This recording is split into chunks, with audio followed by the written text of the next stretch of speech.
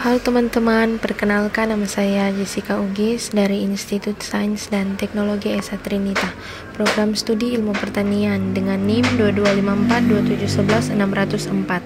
Saat ini saya akan membahas tentang penyerapan unsur hara.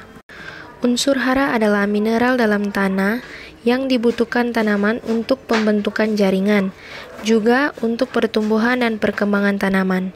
Saat menaburkan pupuk, berarti sudah memberikan unsur hara yang dibutuhkan tanaman. Kandungan unsur hara akan terjerap dalam koloid tanah. Penyerap unsur hara tergantung dari kesuburan tanah, baik itu sifat fisik, biologi, atau kimia tanah yang menjadikan hara dalam bentuk yang tersedia. Selanjutnya, akar sebagai organ penyerap. Fungsi akar yaitu untuk menyerap air, mineral, dan zat makanan lainnya dari dalam tanah. Mengangkut air dan zat makanan terlarut ke bagian tumbuhan yang membutuhkan, terkadang berfungsi sebagai tempat penyimpanan karbohidrat dan cadangan makanan lain. Peran dari mikoriza. Peranan penting mikoriza dalam pertumbuhan tanaman adalah kemampuannya untuk menyerap air dan unsur hara baik mikro maupun makro. Tanah dan ketersediaan hara.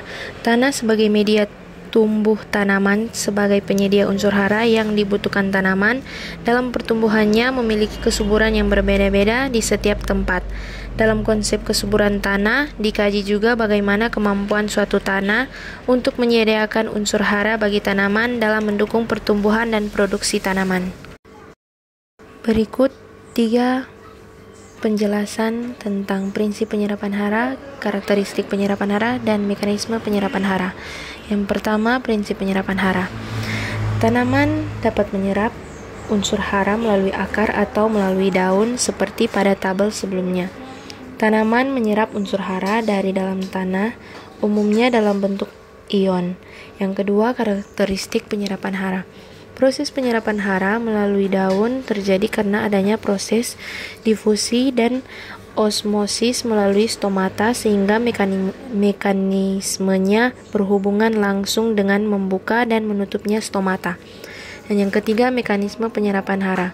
Mekanisme serapan hara melalui daun dimulai dengan masuknya hara melalui stomata, eksodesmata, dan kutikula pada bagian epidermis menuju ke dalam sitoplasma tanaman. Rendahnya serapan hara melalui daun dikarenakan daun memiliki respon yang adaptif terhadap lingkungan atau cekaman, kekeringan, dan suhu konsentrasi rendah.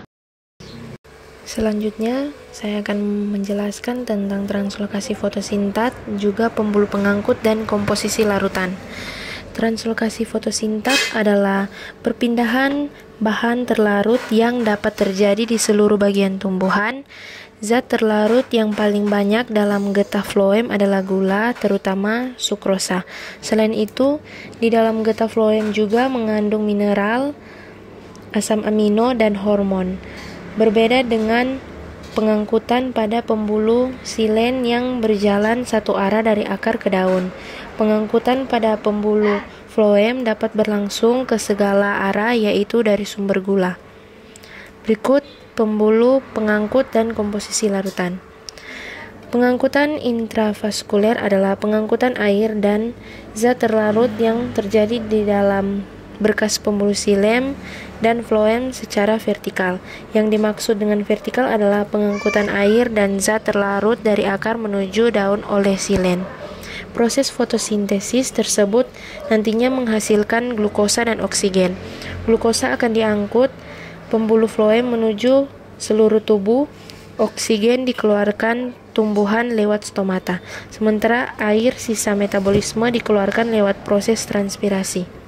Kandungan air dalam tanah juga mempengaruhi kecepatan pengangkutan air.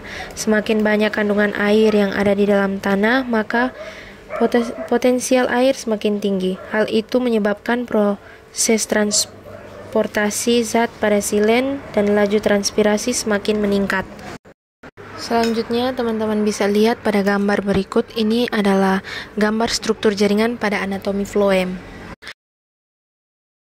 Berikut mekanisme pengangkutan melalui floem. Teman-teman bisa lihat pada gambar di samping, yaitu tabung ayakan pada floem membentuk kolam panjang dengan lubang pada dinding ujungnya. Untaian sitoplasma melewati lubang-lubang ini membentuk saluran yang berkesinambungan. Itulah sedikit penjelasan saya mengenai penyerapan unsur hara. Jika ada kurang, saya mohon maaf yang sebesar-besarnya. Semoga apa yang saya sampaikan berguna untuk diri saya sendiri dan banyak orang pada khususnya. Sekali lagi, terima kasih.